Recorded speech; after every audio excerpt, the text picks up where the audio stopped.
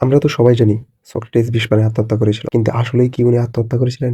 নাকি উনাকে মেরে ফেলা হয়েছিল? চলুন আজকে আমরা জানতে চলেছি সেই বিশ্ববিখ্যাত জ্ঞানী ব্যক্তি সক্রেটিসের আত্মহত্যা বা মেরে ফেলার কাহিনী। আজ থেকে প্রায় ২৫০০ বছর আগের কথা। গ্রিসের এথেন্স শহরে এক অদ্ভুত মানুষ থাকতেন। তার না ছিল রাজকীয় পোশাক, না ছিল অনেক ধন-সম্পদ। তিনি কোনো বড় স্কুলও চালাতেন না।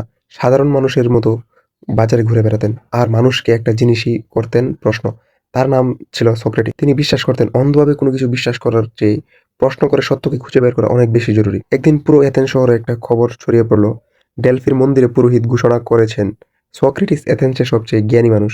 এই কথা শুনে সক্রেটিস নিজেই অবাক হয়ে গেলেন। তিনি ভাবলেন, আমি তো জানি আমি খুব কম জানি। তাহলে আমাকে সবচেয়ে জ্ঞানী ব্যক্তি বলা হচ্ছে কেন? এই রহস্যের উত্তর খুঁজতে তিনি শহরের তথাকথিত জ্ঞানীদের কাছে যেতে শুরু করলেন। প্রথমে তিনি রাজনীতিবিদের কাছে গেলেন। তাকে জিজ্ঞেস করলেন, ন্যায় কি? সত্য কি? লোকটি প্রথমে খুব ভাব নিয়ে উত্তর দিলেও সক্রেটিস একের পর এক প্রশ্নে সে নাজেহাল হয়ে পড়ল। বোঝা গেল সে আসলে কিছুই জানে না, শুধু ভান করছে। সক্রেটিস বুঝলেন এই মানুষটি মনে করে সে সব জানে, কিন্তু বাস্তবে সে নিজের অজ্ঞতাই বুঝতে পারে না। তারপর তিনি শহরের বিখ্যাত কবিদের কাছে গেলেন। কবিরা অসাধারণ কবিতা লিখত, কিন্তু সক্রেটিস যখন জিজ্ঞেস করলেন এই কবিতার গভীর অর্থ কি, তখন দেখা গেল তারা নিজেরাই ঠিকভাবে ব্যাখ্যা করতে পারছে না। সক্রেটিস ভাবলেন তারা সুন্দর কিছু সৃষ্টি করে, কিন্তু তারা সবসময় বুঝে করে না। এরপর তিনি দক্ষ কারিগরদের কাছে গেলেন। তারা তাদের কাজে সত্যিই দক্ষ ছিল। কিন্তু সমস্যা হলো তারা মনে করত যেহেতু তারা কাজের দক্ষ, তাই জীবনের সব বিষয়ে তারা জ্ঞানী। সক্রেটিস বুঝলেন মানুষ প্রায়ই একটা বিষয়ে জ্ঞান থাকলেই ভাবে সে সবকিছু জানে। কিন্তু সক্রেটিস কি শুধুই কথাই বলতেন? না, তিনি ছিলেন একজন উক্তবয়ী সৈনিক। পটিডিয়া যুদ্ধে যখন এথেন্সের সৈনিকরা পিছু হটছিল, তখন সক্রেটিস অসীম সাহসের পরিচয় দেন। এক জায়গায় শত্রুরা তার প্রিয় ছাত্র এবং বন্ধু এলসিডিয়াবিসিকে ঘিরে ফেলেছিলেন। এলসিডিয়াবিসিস আহত হয়ে মাটিতে পড়েছিলেন। সক্রেটিস একাই নিজের ঢাল আর তলোয়ার নিয়ে শত্রুদের সামনে দেওয়াল হয়ে দাঁড়িয়ে গেলেন।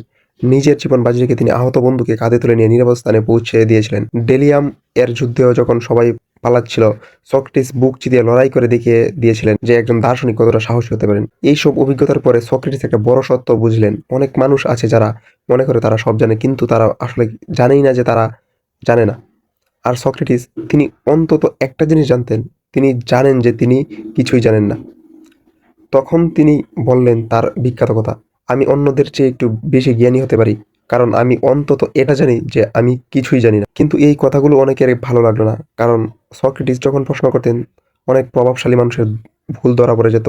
ধীরে ধীরে অনেক লোক তার বিরুদ্ধে দাঁড়ালো। তারা বলল সক্রেটিস নাকি যুবকদের মাথা নষ্ট করছে, তাদের প্রশ্ন করতে শিখাচ্ছে। তাদের মনে ভয় ঢুকে গেল তরুণরা হয়তো বিদ্রোহী হয়ে উঠবে। শেষ পর্যন্ত সক্রেটিসকে আদালতে তোলা হলো। তার বিরুদ্ধে অভিযোগ ছিল তিনি শহরের দেবতাদের সম্মান করেন না, তিনি যুবকদের বিপথে নিয়ে যাচ্ছেন। কিন্তু আদালতে দাঁড়িয়ে সক্রেটিস ভীত হননি। তিনি বললেন, আমি শুধু মানুষকে প্রশ্ন করতে শিখিয়েছি, আমি চাই মানুষ সত্য খুঁজে বের করুক। তিনি আরও বললেন, যদি আমাকে ছেড়ে দেওয়া হয় এই শর্তে যে আমি প্রশ্ন করা বন্ধ করব, তাহলে আমি তা মানবে মানতে পারবো না, কারণ সত্যের খোঁজ করা আমার জীবনের কাজ। একটি অপেক্ষণহীন জীবন বেঁচে থাকার যোগ্য নয়। শেষ পরিণতি ও বিষপান। আদালত শেষ পর্যন্ত তাকে মৃত্যুদণ্ড দিল। তাকে বিষপান করতে বলা হলো। জেলে থাকার সময় তার বন্ধুরা কাঁদছিল। তারা বলছিল, আপনি পালিয়ে যান, আমরা ব্যবস্থা করে দেব। তারা প্রহরীদের ঘুষ দিয়ে তাকে বের করে নিতে চেয়েছিলেন, কিন্তু সক্রেটিস রাজি হলেন না। তিনি বললেন, আমি সারা জীবন আইন মানতে শিখিয়েছি, এখন নিজের জন্য আইন ভাঙতে পারি না। অন্যায় করা মৃত্যুর চেয়েও বড় অপরাধ। অবশেষে তিনি শান্তভাবে হেমলক বিষের পেয়ালা হাতে নিয়ে কোনো দ্বিধা ছাড়াই তিনি তা পান করলেন। বিষের প্রভাবে শরীর অবশ হয়ে আসার আগ মুহূর্তে তিনি তার বন্ধু ক্রিটোকে শেষ কথাটি বললেন, ক্রিটো, আমি দেবতাদের কাছে একটি মুরগ ঋণী আছি, তা শোধ করতে ভুলো না। এভাবেই পৃথিবী হারালো এক মহান চিন্তাবিদ। আসলে মূলত এই গল্প থেকে আমরা শিখতে পারি সত্যিকারের জ্ঞান শুরু হয় তখন মানুষ যখন বুঝতে পারে সে কিছুই জানে না। প্রশ্ন করা মানুষকে সত্যের কাছে নিয়ে যায়। একটা প্রশ্ন অনেকগুলো উত্তরের থেকেও শক্তিশালী।